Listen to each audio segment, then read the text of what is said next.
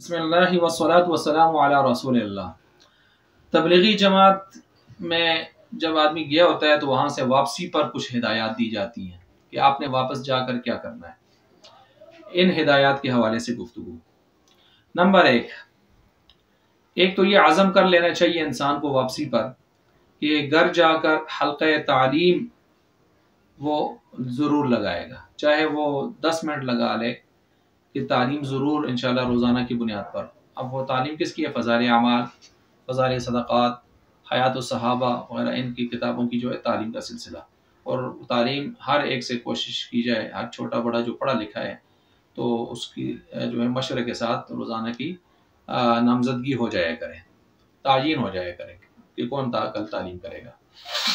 اس کے ساتھ ساتھ جو ہے نمبر 2، تبلیغی مشورہ بھی ہو جایا کرے کہ مشورے کے اندر کہ کس طرح زیادہ سے زیادہ بہتری ہم گھر میں لا سکتے ہیں، کوئی کمی بیشی اس کو کس طرح دور کر سکتے ہیں، چاہے دینی اعتبار سے مشورہ ہے یا دنیاوی اعتبار سے مشورہ ہے، تو مشورے میں ایسی چیزوں کو رکھا کریں۔ اور دائیں بائیں اڑوس پڑوس میں ہم کس طرح محنت کر سکتے ہیں، تو یہ مشورہ بھی ہونا چاہیے اور اس کی نیت کر لیں۔ نمبر 3، عورتیں خاص طور پر یہ نیت بھی کر لیں کہ اپنے محارم کو ہر مہینے لازمی، ہو سکتا ہے مستورات سے روزہ ہر مہینے نہ لگ سکے، بعض وجوہ بعض اعذار کی وجہ سے، لیکن مردوں کا تو ہر وقت سلسلہ چلتا رہتا ہے، تو اس وجہ سے اپنے مردوں کو خاص طور پر وہ یہ ذہن میں ان کا ذہن بنائے کہ وہ ہر مہینے لازمی ایک سے روزہ لگا لیے کریں۔ اور نمبر 4، نماز بالکل نہیں چھوٹنی چاہیے، تلاوت روزانہ چاہے جتنا بھی کر سکتی ہے اپنے استطاعت کے مطابق یہ کر سکتا ہے، انسان کو کرتے رہنا چاہیے، چاہے پاؤ آدھا پارا ہی ہے لیکن کرتے رہنا چاہیے، ویسے تو ایک پارا ہو جانا چاہیے۔ اور ذکر اذکار اور تسبیحات ثلاثہ، یعنی صبح شام 100 مرتبہ درود، 100 مرتبہ استغفار اور 100 مرتبہ تیسرا کلمہ، یہ زیادہ ترتیب سے جو ہے کرتا رہے۔ اسی طرح نمبر 5، نماز کا ایک چارٹ گھر کے اندر ہونا چاہیے، دائمی چارٹ آج کل ملتے ہیں بنے ہوئے، پورے سال کیا بلکہ پوری ساری زندگی کا چارٹ ہوتا ہے سردیوں گرمیوں کے اعتبار سے، وہ گھر میں ہونا چاہیے۔ اس کا ایک خاص اثر ہوتا ہے کہ وہ چارٹ دیکھ کر ہر آدمی سمجھتا ہے، نماز کی طرف اس کا ذہن جاتا ہے، ماحول اور فضا بنتی ہے۔ نمبر 6، مسجد البیت گھر میں ہونی چاہیے۔ مسجد البیت کا مطلب یہ ہے کہ گھر میں کوئی جائے نماز مصلی ایسا کمرے میں ہونا چاہیے کہ جو کمرہ خاص طور پر سب کے ذہنوں میں یہ ہو کہ یہ نماز کے لیے۔ تو ایسی جگہوں پر جب عورت اعتکاف پر بیٹھے گی رمضان میں تو اس کو وہیں اعتکاف پر بیٹھنا چاہیے، اور مرد حضرات بھی اگر نوافل پڑھنا چاہتے ہیں ذکر اذکار تو بہتر یہ ہے کہ اسی میں کر لیا کریں۔ اور یہ جگہ باہر سے کوئی مہمان آئیں گے تو خاص کر عورتیں، ان کے لیے ایک ترغیب بھی ہوگی کہ دیکھیں گھر کے اندر ایک مسجد بنی ہوئی ہے، تو اس سے لوگوں کو ترغیب ہوتی ہے اور گھر میں ایک برکت کا ایک مرکز بھی کوئی قائم ہوتا ہے، برکات کے حصول کا۔ نمبر 7، اخلاقی تبدیلیاں نمایاں ہوں انسان کے اندر، اس کا ایک اثر یہ بھی ہونا چاہیے کہ جب گھر میں پہنچیں تو جو ناراض افراد ہیں تو ان سے معافی تلافی کا سلسلہ ہو جائے، اگرچہ قصور ان کا ہے پھر بھی معافی تلافی ہو جائے، اس سے انشاءاللہ بہترین اثر پڑے گا۔ وہ بھی سوچیں گے آخر کیا وجہ ہوئی ہے کہ ان کے دلوں کے اوپر یہ بات آ گئی، تو وہ بھی پھر اس کام سے محبت رکھیں گے اور نکلنے کی کوشش کریں گے۔ نمبر 8، حقوق اللہ اور حقوق العباد میں کہ ان کی صحیح ادائیگی کی نیت ہونی چاہیے۔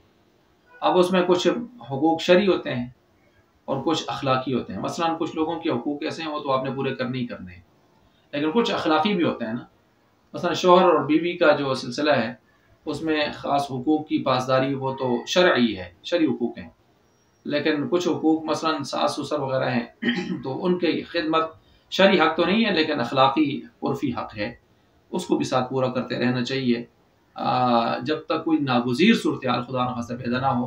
انسان کو اجتماعیت کے ساتھ شرعی حدود کے اندر رہتے ہوئے محارم غیر محارم کی تمیز کے ساتھ چلتے ہوئے اس کو گزارا کرنا چاہیے۔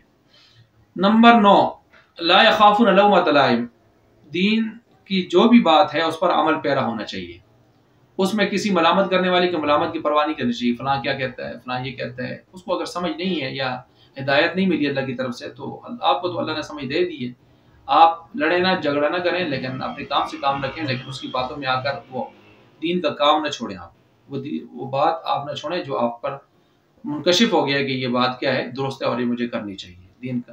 دین کے بارے میں، حق کے بارے میں آپ کسی کی ملامت کی پرواہ نہ کریں۔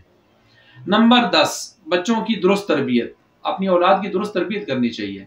جب سمجھ آ گئی ہے کہ دین کیا ہے اور دین کے مطابق چلنا اسی میں دنیا آخرت کی راحت ہے، کامیابی ہے، تو اپنے بچوں کی ضرور اخلاقی، دینی، اسلامی تربیت ضرور کرتے رہنا چاہیے۔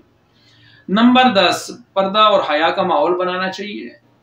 پردہ اور حیا کا ماحول، کیونکہ دنیا میں اکثری جو گناہ ہو رہے ہیں معاشرے میں، سماجی، تو ان میں سب سے بڑی جو وجوہات ہیں ان میں یہ ہے کہ بے پردگی، بے حیائی، یہ چیزیں۔ تو پردہ اور حیا کا ماحول بنانا چاہیے۔ اس کے ساتھ ساتھ داعیانہ مزاج انسان کو رکھنا چاہیے، جہاں بھی اس کو موقع ملے۔ جو انسان داعیانہ مزاج رکھتا ہے، ایک تو اس کی وجہ سے لوگوں کو ہدایت بہت ملتی ہے، دوسرا ماحول بنتا ہے، فضا بنتی ہے، لوگ ہدایت پہ آتے ہیں، یہ اور دین کی ایک فضا بنتی ہے۔ تو یہ، اور اس کے ساتھ ساتھ نمبر 13، گھریلو کاموں کے اندر انسان کو دلچسپی لینی چاہیے۔ بعض مستورات ہوتی ہیں گھر کے کاموں میں توجہ نہیں دیتی، جس سے ان کی شخصیت مجروح ہوتی ہے۔ تو گھریلو جو کام ہیں اس کے اندر بھی دلچسپی لینا چاہیے انسان کو۔ صفائی وغیرہ جو بھی ہیں، گھر کے کام ہیں، پکانے، کوئی چیز جو ہے بنانے کے، کچھ بھی، اس کو اچھی طرح اچھا طریقہ ہونا چاہیے، دلچسپی بھی ہونی چاہیے۔ نمبر 14، گھر کے جتنے بھی کام ہیں، میں نے کہا اتفاق رائے سے اور مشورہ سے ہونے چاہیے۔ مرضی مسلط نہیں کرنی چاہیے، ڈکٹیٹرشپ نہیں مارنی چاہیے۔ آمریت، جابریت جہاں بھی ہوتی ہے نقصان کرتی ہے۔ ہٹ درمی، ضد نہیں ہونی چاہیے، اتفاق رائے سے، اور کبھی اپنی خواہشات کو قربان بھی کرنا پڑتا ہے اس میں، دوسرے کی بات ماننے کے لیے، جائز حد تک، حدود کے اندر رہتے ہوئے۔ نمبر 15، وہ یہ ہے کہ بد زبانی اور کوئی بھی اخلاقی رذیلہ برے اخلاق ہیں، بد زبانی ہے، بے صبری ہے، غیبت ہے، حسد ہے، بغض ہے، کینہ ہے، کدورت ہے، نفرت ہے، دنیا پرستی ہے، جاہ پرستی ہے، مال پرستی ہے، اور یہ چیزیں جو بھی ہیں ان سے انسان کو اپنے آپ کو بچانا چاہیے۔ اس سے انسان کی آخرت بگڑتی ہے، قبر خراب ہوتی ہے۔ اور نمبر 16، اخلاق حسنہ جتنے بھی ہیں وہ اپنے اندر لینا چاہیے، مثلا نرمی ہے، سخاوت ہے، حلم ہے، بردباری ہے، پڑوس کا خیال ہے، صبر و شکر ہے، قناعت ہے، تحمل مزاجی ہے، سادگی ہے، صفائی ہے، یہ صفتیں انسان کو اپنے اندر لینی چاہیے۔ نمبر 17، آئندہ ماہانہ سے روزہ کی نیت ابھی سے کرنی چاہیے۔ یہ نہیں ہے کہ لگ گیا چلیں اب اللہ کے حوالے، جب اللہ کی مرضی ہوگی، نہیں، ابھی سے ایک شیڈول بنانا چاہیے۔ جس طرح ہم شیڈول بنا کے مشکل سے مشکل کام بھی اپنے ٹائم پر کر لیتے ہیں، وہ کوئی اتنا مشکل تو نہیں ہے۔ 27 دن ٹھیک ہے دنیا کو دیں، اور 3 دن ہر مہینے میں اللہ کو پہلے سے، یعنی ایک شیڈول میں رکھنا چاہیے۔ اور نیت و عزم ہو کہ زیادہ سے زیادہ اور دور سے دور جانے کی نیت بھی ساتھ کرنا۔ نمبر 18، کسی بھی شک و شبہ میں یا تشویش میں مبتلا کرنے والی، ڈالنے والی یا تہمت والی جگہوں سے انسان کو اپنے آپ کو بچانا چاہیے۔ مثلا بعض مرد یا بعض عورتیں وہ ایسے انداز یا ایسے طریقہ کار استعمال کرتے ہیں جو بظاہر ان کی شاید جائز ضرورت بھی ہوتی ہے، لیکن وہ اتنے مشکوک انداز ہوتے ہیں کہ رفیق حیات یا رفیق حیات وہ اس سے تشویش میں مبتلا ہو جاتا ہے کہ یہ پتہ نہیں کیوں اس طرح کر رہے ہیں، آخر کہاں اس کے رابطے ہیں، کیا ترتیب ہے۔ تو انسان کو تہمت والی جگہوں سے اور تشویش والے حرکات سے اپنے آپ کو دور رکھنا چاہیے۔ خام اور دوسرے کو شک و شبہ میں ڈال کر ایک اس کا ذہن پراگندہ کرنا اور ماحول کو تباہ و برباد کرنا، یہ چیزیں نہیں ہونی چاہیے۔ اور اس میں خاص طور پر موبائل کے معاملات زیادہ اس میں محرک بنتے ہیں اس میں۔ نمبر 19، امہات المومنین، صحابیات اور جلیل القدر جو ایمانی شخصیات گزری ہیں، ان میں مرد خاص طور پر مردوں کو اور عورتیں خاص طور پر عورتوں کو ان کی زندگیوں کو ضرور پڑھیں، مطالعہ کریں قریب سے، اور ان کے واقعات کو سن کر، پڑھ کر جو ہے اپنائیت پیدا کرنے کی کوشش کریں، اپنائیں ان کو، اپنائیت قائم کریں۔